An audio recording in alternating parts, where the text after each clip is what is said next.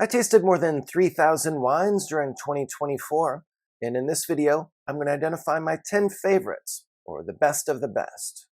But I also want to hear from you, so please let me know in the comments below what some of your favorite wines were during the past year. William Shakespeare once said that it's better to be 3 hours too soon than a minute too late. And so one of my friends was not taking any chances with his 2016 Moscato earlier this year, and he opened that bottle and let us all taste it that night. The Moscato vineyard, for which this special wine is named, is situated in the Bolgheri region of Tuscany in the small coastal town of Castagneto Carducci. The vineyard's unique microclimate, soils, and proximity to the Mediterranean Sea all contribute to the unique character of this wine, which is 100% Merlot. The 2016 Moscato received 3 100-point scores. The 2016 Moscato is just a baby and is undoubtedly going to continue to gain additional complexity with further bottle aging, but is already an extremely special wine and good enough to come in number 10 in my top 10 wines of 2024. This wine featured flavors and aromas of black cherry, plum, blackberry, cedar, and tobacco. This wine had velvety, refined tannins that provided structure without overpowering the fruit. The finish was remarkably long. For those of you who don't drink Merlot, you should seriously reconsider and definitely give this wine a try if you get the chance. Penfolds Grange started out as an experiment back in 1951, but ultimately went on to become one of the most collectible wines in the entire world. Grange is predominantly Shiraz, or Syrah, but typically includes a small percentage of Cabernet Sauvignon as well. The 1998 Penfolds Grange has long been one of my favorite vintages, so it was a real treat to revisit this wine during 2024. Initially reticent, this wine became extremely vibrant and expressive with 2 hours in the decanter. This wine had a dark fruit profile with flavors and aromas of blackberry, plum, and black cherry, and these were joined by savory and spicy notes, as well as a green note that was actually a little bit more like tobacco than eucalyptus at this stage. On the palate, the tannins were smooth, soft, and fully integrated. This wine coats your palate with a protracted, robust finish that lasted at least 45 seconds. Unfortunately, the price of Penfolds Grange has skyrocketed in recent years. In my view, the better approach is to look for well-preserved bottles of vintages such as 1998 and 2001 that can often be purchased for a fraction of the price of some of the new releases, and which are also going to be ready to enjoy much sooner than a new release. Located in Burgundy's Côte de Beaune, Batard Montrachet is a revered Grand Cru vineyard that's known for producing some of the best Chardonnay in the entire world. Batard Montrachet is one of only 5 Montrachet area Grand Crus.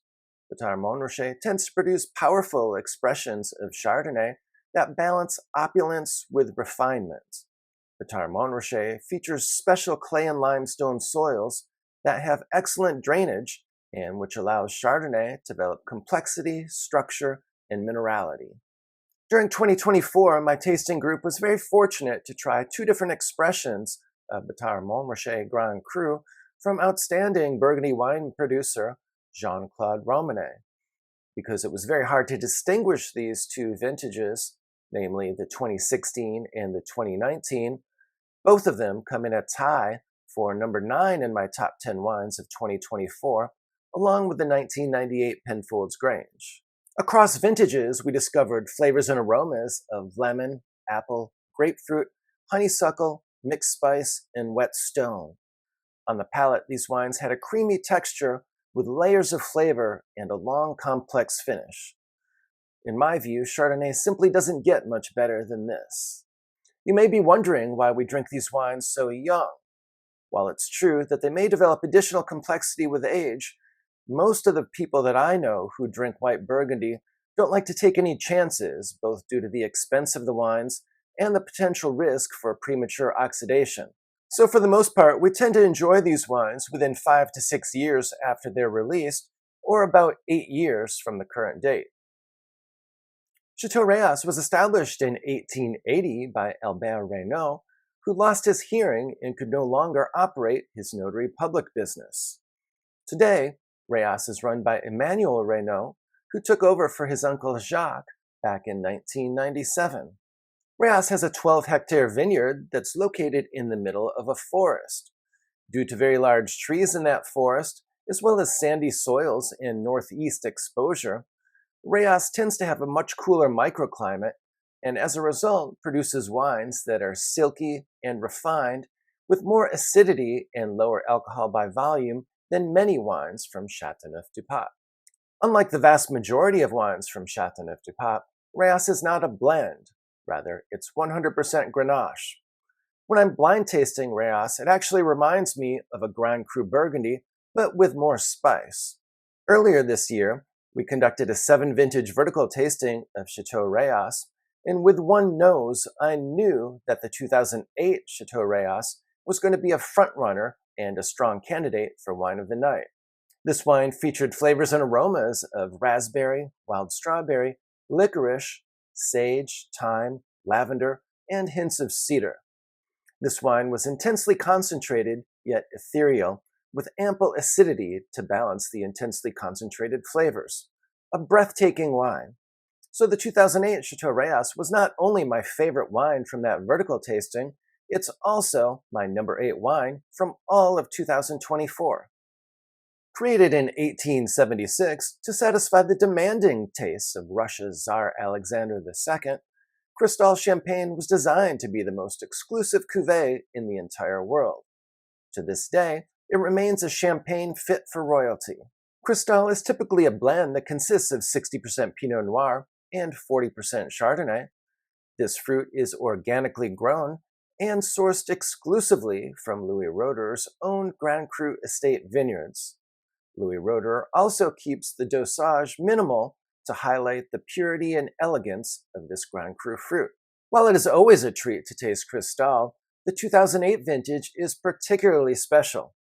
The 2008 Cristal received multiple 100-point scores, and the Louis Roeder Cellar Master claims that it's the best champagne he has produced in his 30-year career.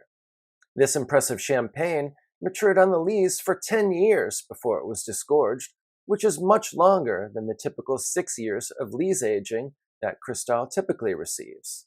Due at least in part to this extended lees aging, the 2008 Cristal is incredibly complex, with aromas and layered flavors of lemon, white peach, white flowers, crushed stone, brioche, hazelnut, and hints of caramel. On the palate, this wine is creamy and textured with ample acidity and a long, complex finish. A regal, refined champagne that still has a long life ahead of it. If you're a fan of champagne, this is one that you definitely want to have in your collection, and this special champagne comes in at a tie for number 8 in my top 10 wines of 2024. Located in Pauillac on Bordeaux's left bank and overlooking the Gironde estuary, Chateau Latour's vineyard has varying elevations and soil types, which helps to produce wines of great complexity. The most prestigious portion of Latour's vineyards is the 47 hectares surrounding the chateau, which is referred to as the enclos. Many people consider this 47-hectare parcel to have some of the very best terroir in all of Bordeaux. Coming in at number 7 in my top wines for 2024 is the 2000 Chateau Latour. The 2000 Chateau Latour is a blend that consists of 77% Cabernet Sauvignon, 16% Merlot, 4% Cabernet Franc, and 3% Petit Verdot. This wine received one 100-point score and 3 99-point scores back during an era where it was very difficult to receive scores that were that high. This is an absolutely monumental wine that's extremely youthful and has a long life ahead of it. In fact, I would think it has at least 2 more decades to go before it's even close to its peak. Dominant descriptors for the 2000 Latour included blackcurrant, blackberry, dried flowers, cedar, lead pencil, earth, and mixed spice. This wine kept getting stronger as the night wore on, and it's definitely a wine that I hope to revisit in another 5 to 10 years or so. Based in Côte-Rôtie in the northern Rhône wine region of France, Domaine Guigal makes some of my all-time favorite wines. The so-called Lala trilogy, namely La Moline, La Turque, and La Landonne, is the crown jewel of Domaine Guigal's lineup. The Lalandon vineyard was planted in 1975 to celebrate Philippe Guigal's birth. Lalandon tends to be the most robust of the trilogy, both because it's 100% Syrah and does not include any Viognier, and also because they use the most robust cap management technique to produce this wine, specifically punching down. Following the 7 vintage vertical tasting of Reyes earlier this year, and as part of the after party, one of the people who participated in that tasting opened up a bottle of 1988 Guigal Lalandon Côte Rôtie, and that incredible wine comes in at number 6 in my top 25 wines of 2024. These Lala wines can become extraordinarily complex after several decades of aging. So this 1988 Lalandon revealed a beguiling blend of black cherry, plum, licorice, leather, tapenade, smoked meat, iron, sage, thyme, rosemary, lavender, and many more. After each sip, I just sat there in silence, soaking it all in as if I was staring at a masterpiece in a museum.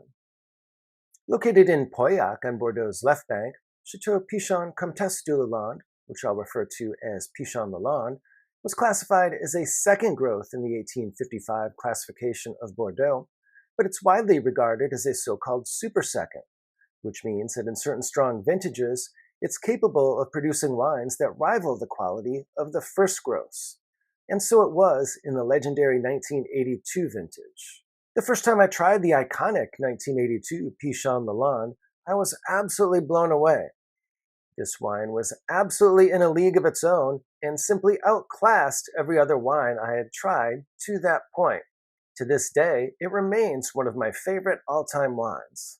This wine is intensely aromatic and features a captivating kaleidoscope of mixed red and black fruit, along with cedar, graphite, and floral aromatics.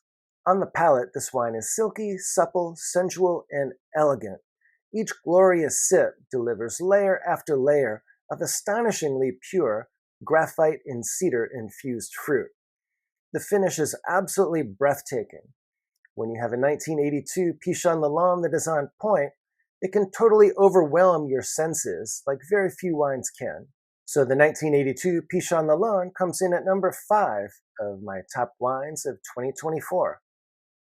Pablo Picasso once wrote that art washes away from the soul the dust of everyday life. The 1990 Haut-Brion certainly had that effect on me when I tasted it earlier this year. The 1990 Haut-Brion is a magnificent mix of 44% Merlot, 42% Cabernet Sauvignon, and 14% Cabernet Franc. While it is often overshadowed by the legendary 1989 Haut-Brion, the 1990 vintage is available for a fraction of the price and was an absolute showstopper when I tasted it earlier this year. For that reason, it comes in at number 4 on my top wines of 2024. Following an extended decant, this wine was opulent and round with gorgeous dark fruit, leather, licorice, smoke, cedar, tobacco, and scorched earth. On the palate, this wine was plush with velvety tannins and a long, complex finish. Really a special wine that keeps getting better every time I taste it. With that, it's time for me to reveal my top 3 wines of 2024. These top 3 are definitely in a class by themselves and definitely distinguish themselves from the rest of the competition this year. If you're interested in wine recommendations, wine collecting strategies, and learning more about wine, please do subscribe to my channel. I've been collecting wine for more than 15 years and also have a level 4 diploma from the WSET. So I have both formal certification as well as substantial practical knowledge from the School of Hard Knocks. Coming in at number 3 is another wine that was tasted during the after party from the 7 vintage vertical Reyes tasting earlier this year. As is often the case, this wine was presented to me blind. At the time, I knew immediately that it was a Burgundy, and a very good one at that.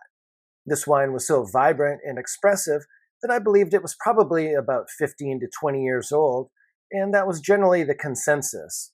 I was also getting some aromatics associated with whole cluster fermentation, so I ultimately ended up guessing that this wine was a 2009 Domaine du Jacques. We were all blown away to learn that this wine was from 1991, Specifically, it was a 1991 Domaine Leroy von Romane Premier Cru Le Brûlé. As is generally the case with Leroy, there was tremendous purity of fruit and astonishing complexity. With some additional air, this wine kept evolving in the glass, and it kept improving dramatically, and before long, we forgot about all the other wines that were in front of us. Flavors and aromas included red and black cherry, strawberry, baking spice, forest floor, and floral notes. There was ample acidity to balance the intensely concentrated fruit, and a remarkably long finish that lasted for almost a minute. A truly special wine and an experience that I will not soon forget. In addition to the organized theme tastings that usually end up producing most of the wines in the top 25 list, there's also some nights of the year that end up being totally spontaneous and where all the stars align properly, and we end up with a small group of wine tasters, and we each end up trying to outdo the other one by opening up a wine that's even more special than the wine before. We had one of those nights back in June of 2024. We had been tasting wine for a couple hours, and someone had opened a 2010 Ponte Canet. After that, someone presented a wine to us blind. I tasted it, and I knew immediately that it was somehow a level above the 100-point 2010 Ponte Canet. In particular, this wine just had more with respect to every single way you can possibly think to evaluate two wines. This wine had more intense aromatics, it had more flavor intensity and concentration. Numerous discrete descriptors were readily identifiable. This wine had more acidity, this wine had a better mouthfeel, and it had a longer finish that lasted, it seemed like, at least a minute or more. There were alluring aromatics of black cherry, red currant, raspberry, plum, crushed violets, tobacco, and cedar. As impressive as the aromatics were, the palate was somehow even better. This wine overwhelmed your senses with opulence, refinement, and elegance. I ended up guessing that this wine was the 1998 Cheval Blanc, which received 3 100-point scores, because it was so sensual and elegant, and because it was from that general time period and was obviously an extremely high-quality Bordeaux. As it turned out, I was close. This was the 2000 Chateau Margaux, which was also a triple 100-point wine. In my view, this 2000 Chateau Margaux is about as good as wine can possibly get. The only way to possibly beat it would be to have a wine of similar quality that perhaps had some additional complexity due to some additional tertiary characteristics associated with additional bottle aging. Now it's time for me to reveal my wine of the year. As with the 2000 Chateau Margaux, this wine received 3 100-point scores, and these 3 scores were actually received just in the past 2 years. This is a wine that's still drinking incredibly youthfully, despite the fact that it's more than 40 years old, and it still has at least 10 to 15 years of prime drinking, if not more. One of the people who tasted this wine with us has tried this wine 7 or 8 times and said that this bottle was definitely the best, most fresh, elegant expression of this wine that he had ever tasted. This wine was incredibly regal and refined. The flavors and aromas are familiar and don't necessarily tell the whole story here, but you'll find blackberry, black currant, tobacco, leather, cedar, mixed spice, leather, and much more. While the high-level descriptors are generally the same, as with the 2000 Margaux, this wine simply had more, or something extra, with respect to every single category that you can possibly use to evaluate a wine. But the distinguishing characteristic between this wine and the 2000 Margaux is that this wine has much more bottle age and some additional complexity. This wine is from the legendary 1982 vintage in Bordeaux, and I think it's probably the 1982 Bordeaux that's drinking the best at this particular time. This is the 1982 Chateau Latour. If you've not yet seen part 1 of this video, where I reveal wines number 11 through 25, be sure to check out this video that's linked above.